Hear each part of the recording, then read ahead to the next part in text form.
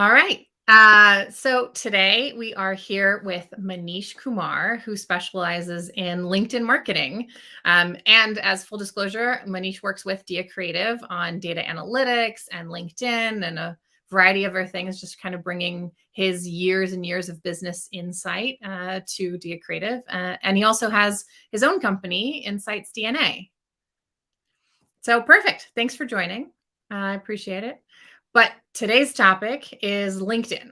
So let's kind of take a step back and look at LinkedIn, right? It's like, so there's a bunch of social media platforms. There's Facebook, Instagram, Twitter, et cetera. New ones get created all the time. LinkedIn's an interesting one because it started as a kind of like a professional database. But I mean, I feel like at least in the last year or so, it's really starting to try and push as its own social network, its own social player, competing with Facebook and Instagram in its own unique way. What have you been finding? Yep. So yeah. So first of all, thanks, Andrea, for having me. And of course, like the topic is the LinkedIn. Of course, we have to see. And like you mentioned about the question that how LinkedIn is different from the other social media platforms, right? So I would say the first thing which is quite different is the mindset. So the mindset of the consumers who are working on, let's say, Facebook, Instagram, it's pretty much different who are actually working on LinkedIn. LinkedIn is used to be more good for, I would say, recruitment and for the job opportunities. Yeah. But maybe in last 2 years, and especially post pandemic, because when everybody is consuming just the content, maybe the video content or anything, any kind of content, so everybody is actually working from home, so they have actually got lot of time, so they're actually spending on different social media platforms. So yeah, so LinkedIn has improved a lot, and especially they actually changed the mindset. Now it's more or less like in professional networking event. Like before the pandemic, we used to go to the different events. We actually like to meet people, go for the events, have more exposure. But now it's everything is virtual, right? So of course, rather than going on an events, it would be better if we actually go and just create the content and meet everybody on the LinkedIn, because everybody on LinkedIn is more or less professional. They are not looking for some TikTok sort of videos. They are more like for a business, right? So they are looking for some business or maybe some job opportunities. So these kind of stuff. Of course, the best part about the LinkedIn that we can actually have a very tailor-made experience on LinkedIn. Of course, all of these social media platform works on the personalized algorithm, right? If you actually start, let's say, consuming the content, let's say for the digital marketing agents, so you would see more content from the digital marketing agencies. Or let's say if you're actually following more motivational people or more, let's say a leadership speakers, so of course you will actually get to see more content. So of course, the LinkedIn is little bit different. You could actually see, and you can actually manage your own target audience, that I would specifically need to see these kind of things in our feed. So that is there. But of course, the job platform and everything is there, right? I mean they're pretty much the same. But the most important part, which is only in LinkedIn but not in the Facebook or the Instagram, is the feature called know who viewed your profile. That's the most important thing. If you are running any campaign, or maybe if you're actually producing a lot of content, so you really need to see that how many people are seeing my content, because there is a possibility that sometimes people are consuming your content but they are not doing any sort of an engagement. But in LinkedIn you can see that if I am producing some sort of a content, then how it is making an impact to a particular person, and if they visited to your profile or your page, so you are all set for the next week. So yeah, so it's LinkedIn, right? That actually is super interesting because I mean, Facebook has its overall analytics of here's your audience, this is how many male, female, unknown, this is, and Google kind of does that too. But you're right, LinkedIn, you can actually track specific people. So along those lines, I mean, my follow-up question to that would be when you're doing LinkedIn marketing, are you specifically focusing on tackling individuals and like having that one-on-one conversation as if it is a virtual networking event and you're sitting after having drinks talking to individuals? Or do you still try to do that mass LinkedIn or mass social marketing like you do on Facebook, where you just kind of post and put it out there and see what happens? Hmm. Yeah, of course. So I would say it's completely depend on the business goals. So in every business, you should have one vision for the quick wins, and you always have a vision for a longer term, right? So of course, for the quick wins, you have to see that how you can actually produce a relevant content for your target audience. And if I want some sort of a, let's say, quick wins, of course I know that if I provide, let's say, services like data analytics or maybe the conversion rate optimization, so I know people who are in my network, they are specifically looking for these kind of content only, which can make a bigger impact. So that's like in quick win. But of course, I produce the different type of content as well. I connect with multiple people from the different geography so that I can actually expand my horizon, expand my network. Because networks, there is a possibility that some might not need your service or some might not need you right now, but maybe after 3 months or maybe after 6 or maybe after 3 years as well, there is a possibility that they will contact you. So yeah, I would say it completely depends on the business goal. Yeah, no, that makes sense. It feels a lot like relationship marketing, just on a social platform rather than on a different way. We do actually have our first question from from Callie. We have, how can I improve my reach and audience engagement on LinkedIn? So what do you do, Manish? How would you start that? Okay, so it's like very usual question, or I would say on all the social media platforms, right? Not specifically LinkedIn. So it's just like you have to produce content. The best part about LinkedIn, that it is actually promoting a lot of different type of content. But if you can actually promote more video content, so that will actually give you more reach and the engagement. Now the second thing is how we can actually get more engagement or sort of a thoughtful comments from the community. So for that, you have to engage more and more with the community itself. If I mean, there is a possibility that you are not really great in giving a thoughtful comment on the other post, so there is a possibility that the person will not engage with you, or the person will not give you the chance to come into that community. So you have to make sure, you have to make a balance between a qualitative and a quantitative, and the, I would say, producing content and the engagement as well. So I would say more and more you engage, and more you will get the reach and the engagement. Yeah, that's a great thought. I wondered too then, because I feel like there's this battle between your personal LinkedIn profile and your LinkedIn business page. And every day, we have clients all the time that are like, well, do I engage from my business page or do I engage from my personal page? And I feel like LinkedIn is slowly expanding more and more what you can do with your business page. So I don't know if they're starting to get to a point where like your business page can interact in groups and all. So what's the answer there? If I want to improve my reach and audience for my business, so personally, I get it. For personal, doing it on personal, but for my business, do I use my business page more or do I use my personal page more? Okay, so I would say it should be the mix. I mean, if we actually go with the Gary Vee, right? So what he always says that every company is a media company, and everybody wants to have a sale or have more human interaction. They don't know about the brand, but they really know that particular person. So you have to keep a balance of each and everything. There is a possibility that sometimes you produce some content which is more connected or more get resonate with the personal audience. So you should actually target more from your personal LinkedIn page. But if it is specifically for the company, or if you are actually, let's say, have more collaboration, so these kind of stuff, of course you have to work on the business LinkedIn side. Do you think it's the same do you think LinkedIn has the same value if you're a B2C or a B2B company, right? If you're doing B2C e-com, do I even need a LinkedIn business page? Should I even bother? I mean, yes, as a professional, it'd be great, but for the business, or is it really more of a B2B play space? What do you think?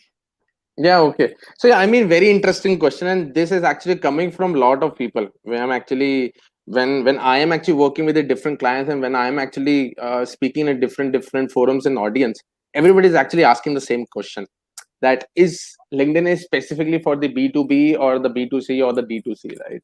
So yes, most probably it's good for B2B. Of course, it's more for the business relationships and networking and everything.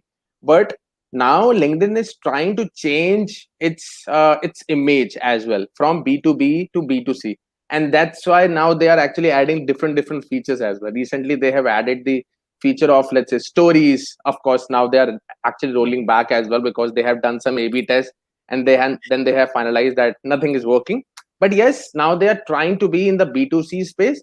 But yeah, of course, from a branding and the strategy and from the marketing perspective, it's really good to have a presence on each and every social media platform, so that you can actually get that trust and the credibility of each and every audience segment. So yeah, so LinkedIn, I would say 30 to 40% for B2C, it can actually do a good job, but 60 to 70% it is still for the B2B. It's funny you say that, because that even seems high to me.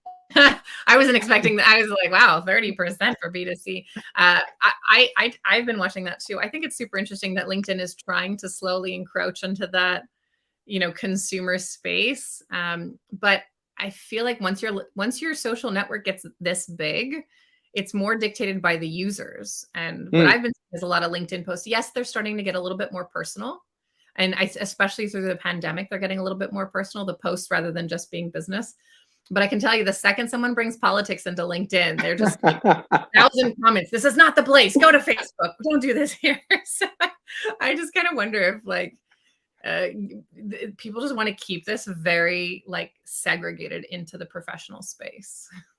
Yeah, right. I mean, that's the beauty of the LinkedIn, that people have already segmented that place, that this type of content we have to consume on LinkedIn. So I would say that's the best part.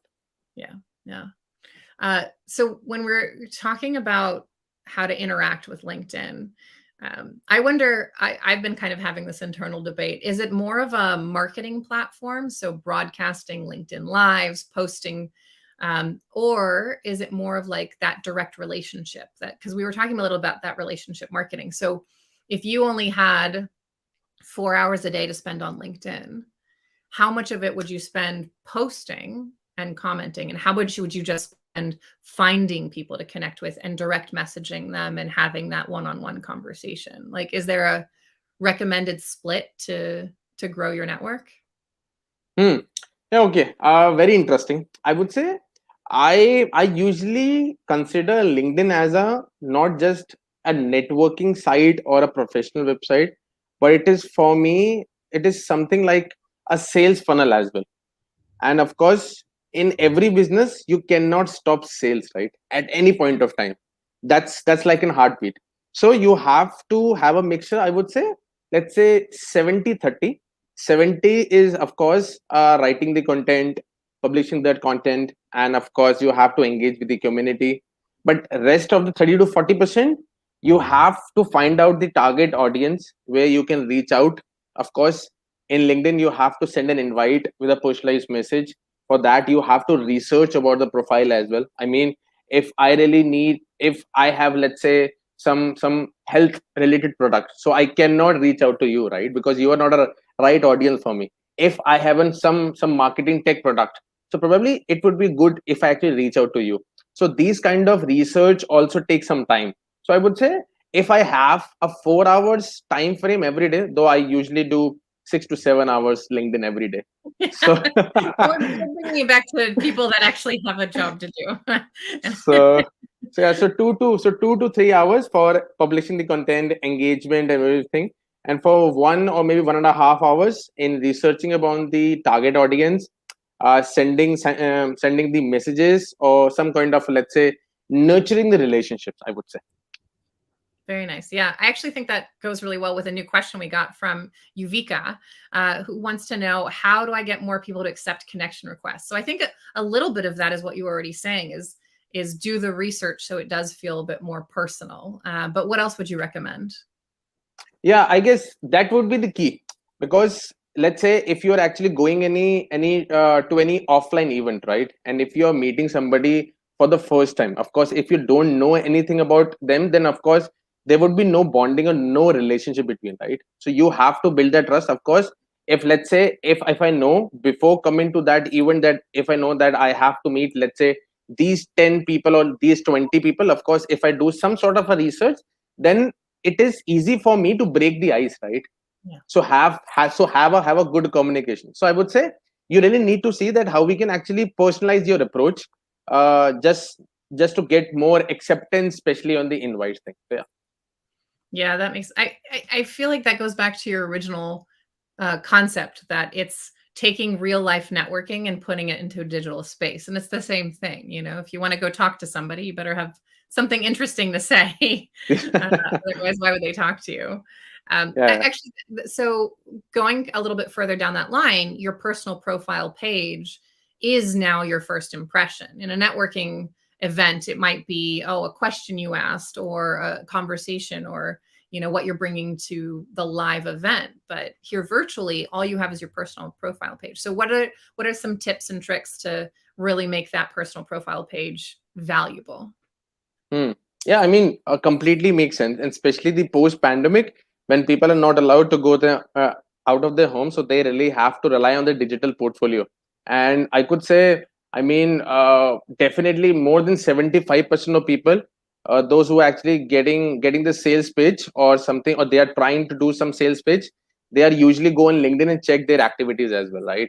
So I would say three key CTAs should be there in your landing page, or I would say your profile page, that why people should connect with you. That's very important. So they should know maybe in your mission statement or your tagline or maybe your cover photo, so that would be clear and very visible. The second is how you can help them. That is very important, that what kind of impact they can expect if they be in your network. And third most important thing, how they can contact you. What would be the best preferred medium so that they can connect to you? Let's say maybe your email ID, or maybe you have a Telegram channel, or maybe you have a Slack group or something like that. So these three CTAs are very important. Now, of course, it depends on you that how good you are with LinkedIn optimization, how you can actually put in different placement or different areas. It is something like an A/B test, right, of the entire page. So, yeah. Yeah, that makes a lot of sense. So we have another question that came in from Jennifer. And I'm actually really curious, with your strategy, you are spending 6 to 7 hours on LinkedIn, all organic. Would you invest money on LinkedIn ads, or do you feel like organic is good enough for me and that's where I'd focus? Especially with LinkedIn ads behaving the way they are right now. I'd love to kind of hear what your opinion is, because I feel like the ROI has been a little tricky it has been inconsistent. I'll put it that way. What's been your impression? Okay, that's actually a very tricky question, if I'm being honest, because everybody has their own perspective, right? So, in general, of course, LinkedIn ads work really fine. Now, the thing is, people usually rely on the top of the funnel campaigns, specifically when we talk about the reach. But on LinkedIn, retargeting works better, because those who actually visited your website or maybe any other page, and if LinkedIn got to know, then it would be easy for them, because on LinkedIn you can do a very targeted approach.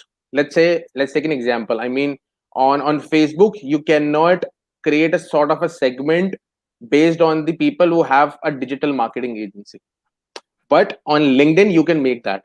And if somebody clicked on that, I mean visited your website, then it would be easy for you to retarget them. And the more and more ads you show them, I would say 5 to 10% people will definitely convert. But of course the cost is super high, especially on LinkedIn. So we will need to see that how we can actually maintain that balance. So this is just for the ROI part, for the LinkedIn ad. But yes, I am specifically focused on the organic reach. Reason why I am actually more inclined towards the organic reach, because if I talk about from the entire marketing suite, I mean, you are a CMO, right? So for you, it's not about just having a budget for a single platform. First, you create an overall marketing budget. Let's say $100,000 or maybe $50,000 you have to spend in the rest 90 days. So of course you have to give some budget to a specific platform, and then you have to see the ROI. So in that sense, of course, I have a good reach. Of course, my content is doing better. And just a small tip for everybody: if you're going to make a content consistently on a daily basis for next 90 days, I can assure you on the 91st day, whatever the goal or the KPI which you actually set before 90 days, that will accomplish 100%. I am super, super sure, because I did that. Because right now my 80% of leads are coming directly from LinkedIn, and out of that 80%, I'm converting approximately 20 to 25%. And I am of course getting that organic reach. But I would say the best part about the LinkedIn, if somebody comments on your post, so their connection will easily see your post. So Yeah. that's like a retargeting, right? And organic retargeting as well, that is only available on LinkedIn. So yeah, so these are two perspectives, but of course that is completely up to you, how much budget you have to burn. Simple as that. Yeah. No, that's actually a fantastic point. I feel like that goes back to our first question of why LinkedIn's different. It has a few features and algorithms that are uniquely LinkedIn. And one is I have things that come up in my feed all the time because a connection commented on it or liked it. And so now, and I've added people to my network that way too, because it's like, oh, we're all aligned in the same field or the same topic. Oh, I'm interested. Oh, this person's really interesting. And that's how you go viral on LinkedIn. So I feel like that's good. Okay, cool. So what kind of posts have you seen work best? So you've said video, but is it instructional videos? Is it more focusing on this is behind the scenes for our business? What have you found that people really like to engage with when you're just posting, not direct connections, but actually just like posting? What should we focus on? Blog posts, short clips, long clips. There's people that tell whole stories. There are tons of memes now showing up on LinkedIn. So apparently we're meme friendly on LinkedIn. So what content would you focus on? Yeah, okay. So I would say, of course, the video content works really well on LinkedIn, because that's kind of an A/B test which I ran on my audience, and actually it really worked. And of course, now LinkedIn is trying to promote the video ads and everything, so that's why they're actually promoting more video content. But of course, that is entirely depend on your business goal. There's a group of people who are not really great in creating the videos, right? So they can actually create the educational, or I would say informational video without showing their face as well. That's completely fine. But I would say that should be under 1 minute, because especially on LinkedIn, people are not using their laptops or MacBooks. They are just using their mobile phones, right? And nobody wants to spend more than a minute on a specific video on the mobile phone, until and unless it's a YouTube video. Yeah. Oh, that makes a lot of sense. Yeah. We still have the short attention span on LinkedIn. It doesn't help you very much. What about LinkedIn articles and posts? LinkedIn itself has been pushing really hard. I probably get an email every week asking, have you posted an article on LinkedIn? LinkedIn articles do great. And I don't know that I've seen the ROI for the effort of adding an article to LinkedIn versus another platform or another news source. Have you been doing any of that sort of LinkedIn articles? Yep. So if it's a small one, I would say between 150 words to 250 words, then it still works fine, because people really want to need people really want to learn about your knowledge and experience. Because mostly right now the storytelling content is actually working on LinkedIn.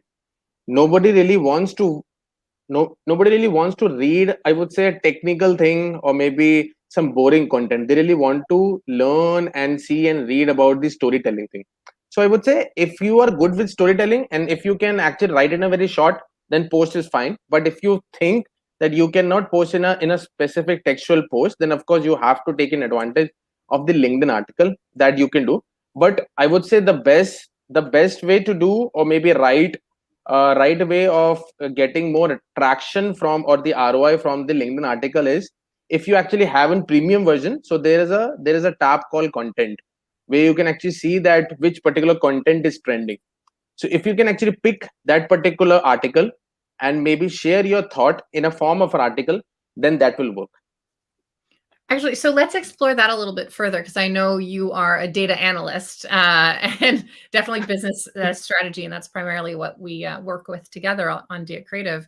Tell me a little bit more about LinkedIn Analytics. Where do you find them? What KPIs do you use? What data is available to everybody? And then just also reminding everybody is LinkedIn has certain packages. They have like the sales package, the HR package, and everything gives you a little different flavor and nuance. So Manish, tell me what do you use, and what's actually accessible to everybody that's watching? Yeah, right. Of course. I mean, without data, you cannot survive, right? I mean, be it any social media platform, you have to see the numbers. Now, the only problem is, or I would say, this is the LinkedIn business model to earn money, right? Using these packages, because usually, if you actually seeing the just the free version, of course, you will not get to see a lot of information. You Yeah. wouldn't get to know about your post, the content, and how people are commenting, how people are engaging with that. Of course, there are different I would say versions are available. Let's say Sales Navigator, that is the bread and butter people like us, right? Yeah. So, Yeah. so Sales Navigator is there. So Sales Navigator is a super powerful tool, I would say. If you actually have in Sales Navigator, you don't need anything, especially in terms of outreach or maybe inbound marketing, because you can actually do find the target audience based on the very personalized and targeted approach. And of course, you can actually create your own segments and start sending the messages as well. And of course, then they have some recruiter as well, so that you can actually see the entire portfolio of the people who are actually uh, inviting or accepting your connection or something. So of course, recruiter is there. And these are just the LinkedIn packages. And of course, there are few third party as well, but my favorite third party is the Shield app. They usually give a very detailed analytical approach. Of course, I mean, all the matrix which we are getting in the Sales Navigator or the premium version, they also giving that what would be the best time to post, what kind of audience they are actually targeting, what kind of post is working fine, what is your reach. Like I recently reached 2 million views on my LinkedIn, or the content depression. That's actually got to know from the Shield app that okay, this type of content is working fine for me. I should actually roll out, let's say, more storytelling content, or maybe my own failure story, or my own failure experiences people are actually looking forward to. So I would say these kind of versions are available, but of course that is completely up to that person, that how he or she is comfortable with the data. Then only Yeah. they can actually use the platform. Otherwise, if they are not comfortable in reading the data, then they cannot take the full advantage of that particular platform. I do think it's funny that basically what you said is people like failure stories. So everybody wants to Yeah, post a definitely. failure story. Yeah. People actually resonate with that. that's Yeah. that's the that's the best part. If you're actually telling about your struggles, telling about your failures, telling about your, let's say, achievements as well, people will love to read about that, because Yeah. people actually start resonating with them. Like recently, I talked about that, how I actually gained 10 kgs weight in my lockdown, and then how I actually lost that weight as well. So people are actually resonating with them. Though I'm not a fitness coach or anything, but people have started messaging me that Manish, can you please give us some tips? But I'm not a fitness coach. It's just Yeah. that I've actually tried to do some consistent work, and of course that actually helped me, and I've actually lost my weight. So yeah. I mean, but it talks about being human. People, especially right now in marketing, even forget LinkedIn, in marketing, the more authentic brands are, the more authentic people are, they do a lot better right now. I think people are over the marketing BS. They want authenticity. What's that platform? How do you spell it? Shield, Shield app, SHIELD. Oh, there it is. Oops. Okay. I'll post this in the chat after our thing. Okay, cool. So we got another question. Do you have to change your strategic goals or results depending on whether it's a post or a video? Now we're getting very specific in content. We're getting very specific questions about what do we do here. Yeah, of course. I mean, it completely depends. I mean, you're right, because we really need to see that what kind of goal or what kind of KPI which we need to hit after this particular post. Yeah. So let's say, Janvi, if you may be using some any other social media platform, let's say Facebook or Instagram. So if you actually try to run some ad, so before running an ad, the first question which Facebook and Instagram actually ask, that what kind of campaign you want to run.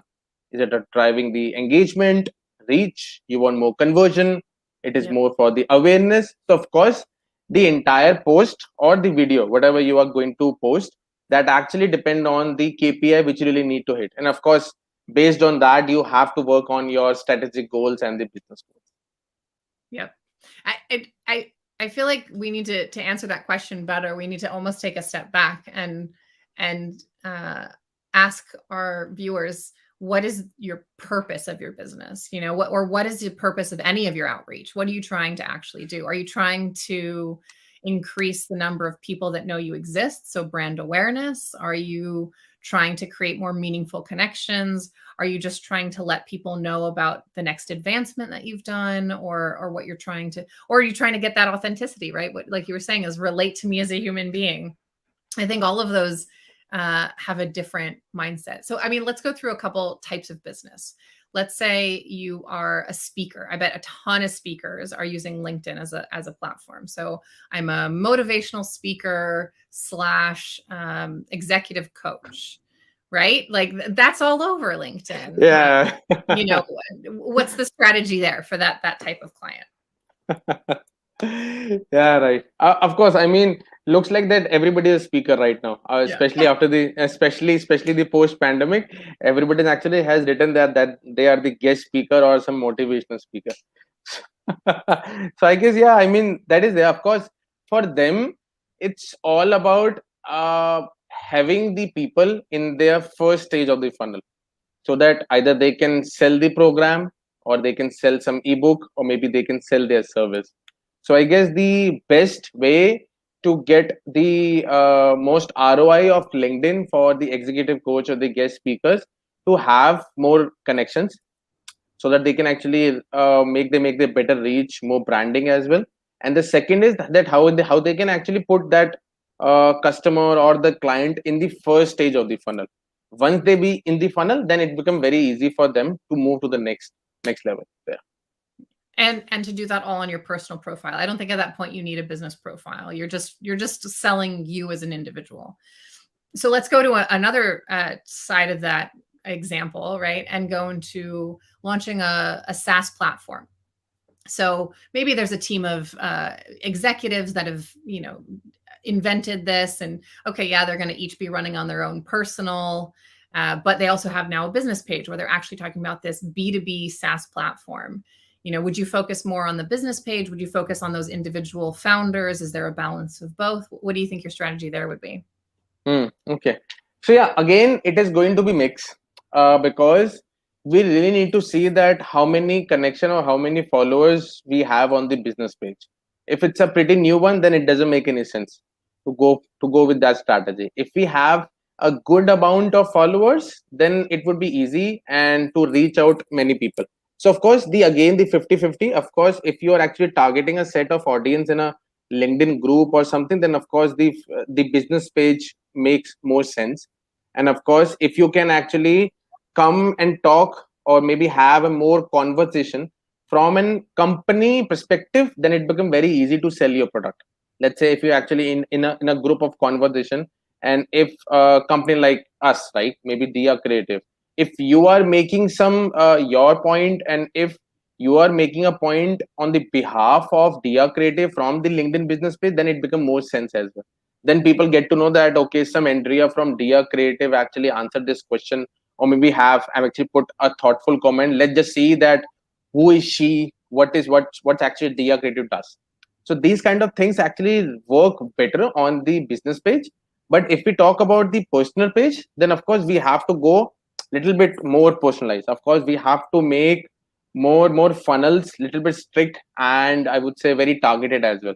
We have to see that whom we have to approach and how we should approach. That's very important. So again, we have to create some sort of a lead generation campaigns and everything, and then we have to start the nurturing and the relationship. Because right now, especially the post pandemic, of course it would be easy, it could be easy before the pandemic, but post pandemic, people know that if anybody is actually trying to connect me, they are trying to sell or speak something, right? But Yeah, probably if you actually try to nurture the relationship first, maybe first 15 days or maybe first 30 days, then it will make a bigger impact. definitely. So following up and to that, what other platforms or channels do you tend to use when you're doing LinkedIn strategy? Because you're talking about funnels a lot. We've talked about a lot about marketing funnels, but marketing funnels, depending on the industry, you're touching into email, SMS, Facebook, Instagram, website hits, chat. There's like 1,000 different channels. So when you're building out, so like for this client or for anything, which platforms do you think work really well hand in hand with LinkedIn versus others that it's just, they're actually in conflict, or it becomes too much of a monotonous process getting them from platform to platform? Yeah, right. I mean, from a media perspective, I would say the more is better, Really? because at the end of the day, marketing is all about grabbing the attention. This is what I feel, right? But of course, there would be some targeted platforms which are there, which go actually hands in hand with LinkedIn. I would say these are like email marketing. You really need to see that how we can actually automate your email marketing strategy. And second is, again, like I mentioned before, it's retargeting.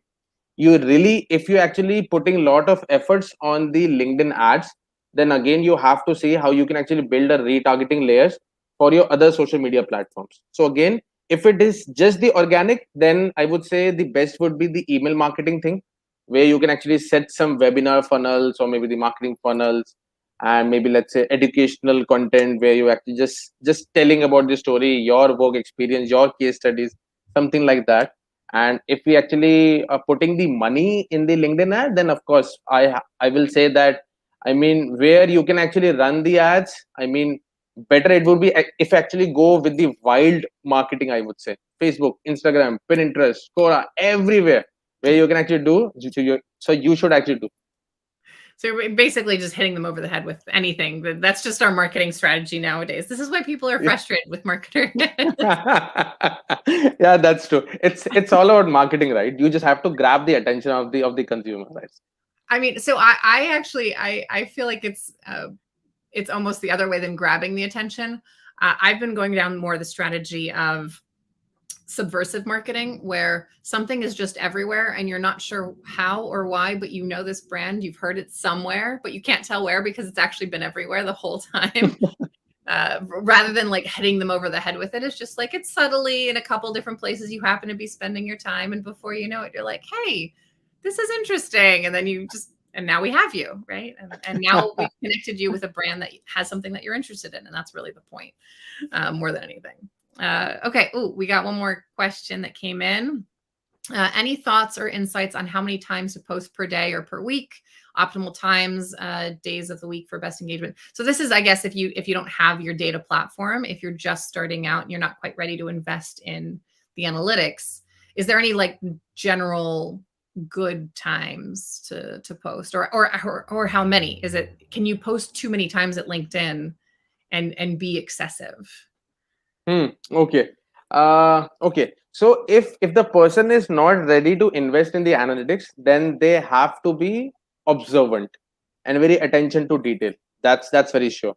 So what we can do, probably anybody whosoever wants to put some content, let's say any type of content on LinkedIn, I would say start doing some A/B test in a generic way. Let's say for next 14 days, I'm going to put a content, let's say 9 o'clock in the morning, or maybe 1 o'clock in the afternoon, or maybe 6 o'clock in the evening.